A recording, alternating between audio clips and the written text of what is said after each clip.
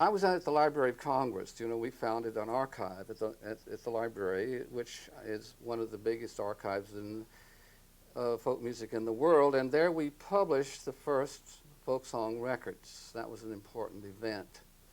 Just the first government to publish its own really authentic folk music, not sung by people in between with a symphony orchestra and a composer, but the real McCoy, the real raw, gutty sounds from the backwoods. And that's what we had in those albums.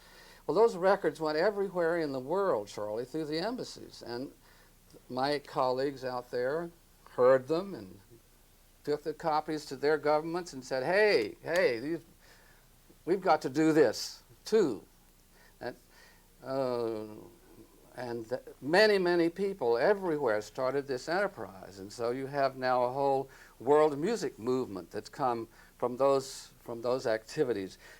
And for the first time, this big and fabulous electronic advance of mankind has been used for the benefit of the people everywhere, not just Sandberg's people, who were the people of the United States, but the people of the earth have been recorded. And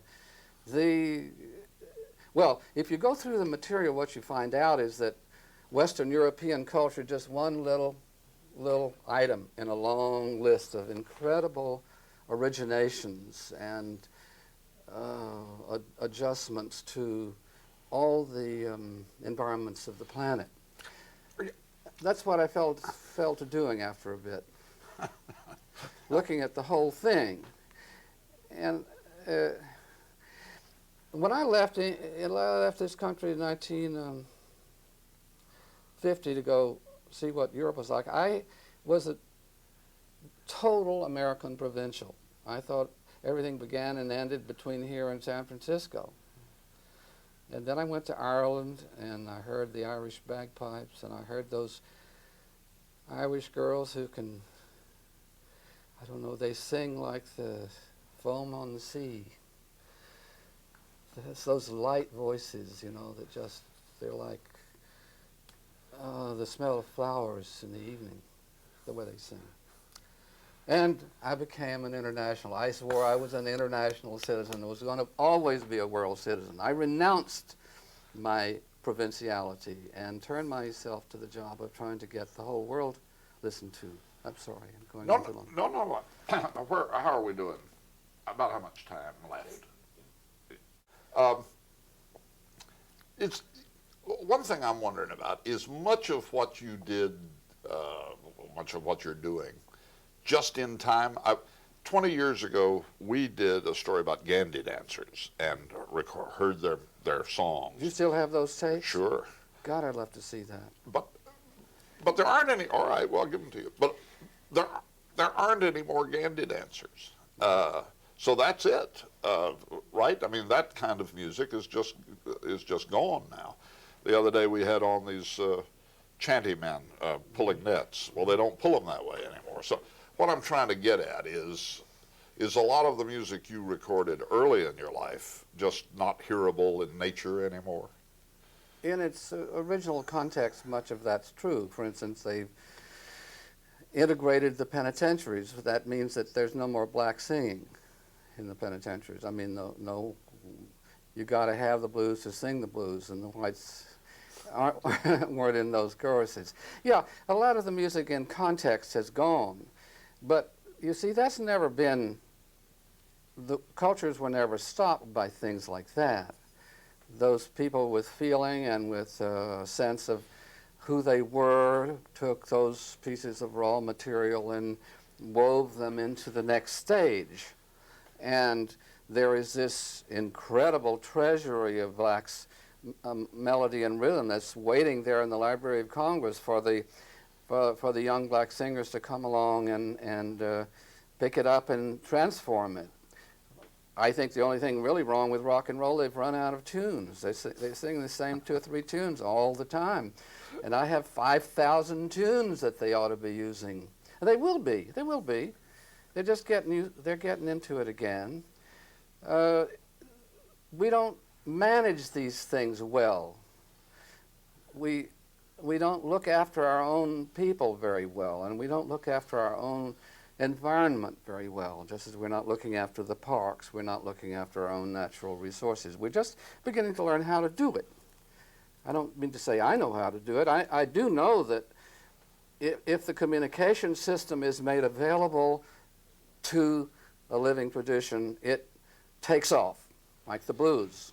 But is that what it takes? I mean, if there had been no Alan Lomax, would there have been no Lead Belly, no Burl Ives, no Pete Seeger, no Josh White? Oh, I don't think that's true. I think it wouldn't have happened quite as fast, that's all. I mean, there would have been somebody else that would have done something.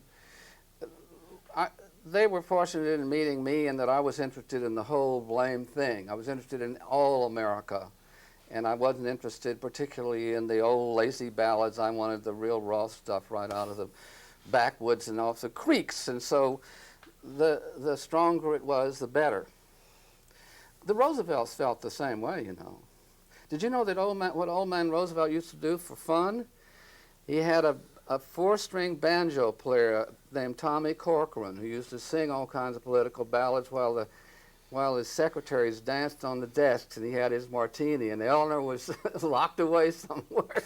She liked folk music too, but he did it in his own way. They had the raw ones in his in his moments of relaxation. I mean, America is like that, you know.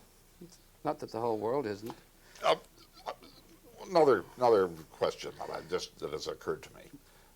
I think that Gandhi dancing will one day be turned into a great participatory folk opera. Do you know that you do know that there was a song for every operation on the building the railroad? Well, that's going to be made into some kind of an incredible black ballet sometime, and it's going to become a part of the future black culture. We've got it all down, you know.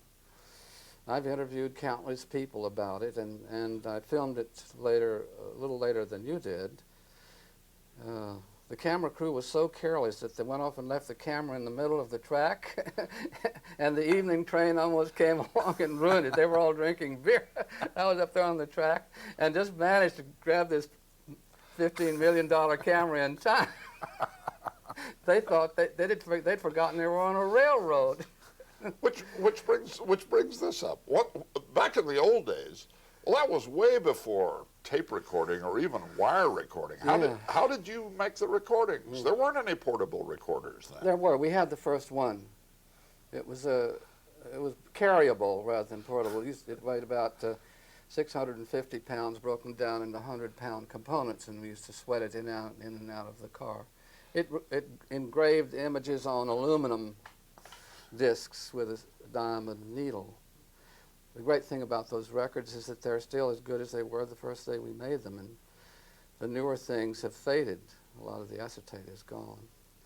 And then we went on to other kinds of tape recorders. There's one around here, this one.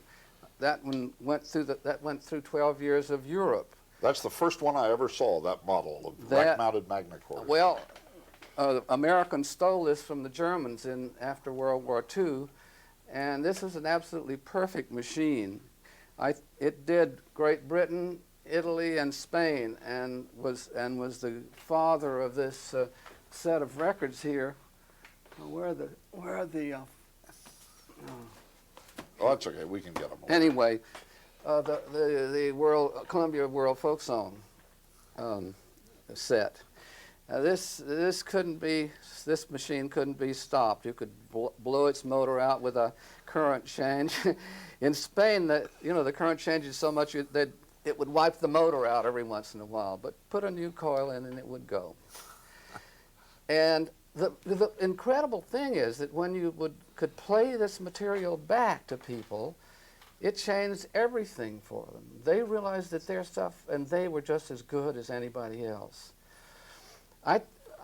One time I had the money from Atlantic to do from Rockefeller to do the West Indies, and I bought two portable speakers that are about that high. You know, now they come this high, but they had to be that big, and they were run on batteries. And I would record this stuff in stereo in the little Martinican village and play it back, and the whole countryside would come running in, and they were convinced, and they were right, that their music was better than anyone else's because they'd really heard it in stereo. It made a hell of a difference. And that kind of feedback, there were places where the culture came back, just on one visit. Customs were revived. And even in the worst parts of the South, when we were filming, we put the monitor up. You've done that in the back of the truck, and the folks all gather around and say, "You're the best damn cameraman I ever saw in my life," because they're seeing their own folks. You know, look at old man so and so, isn't he great? That's the way it's going to work. I'm trying to get my present scheme is to try to get Morita to equip all the cultures in the world with about $4,000 worth of his electronic gear, so they can all give themselves feedback. Then everybody will be on the air, and when that happens, everything will be all right, because people know what to do about that.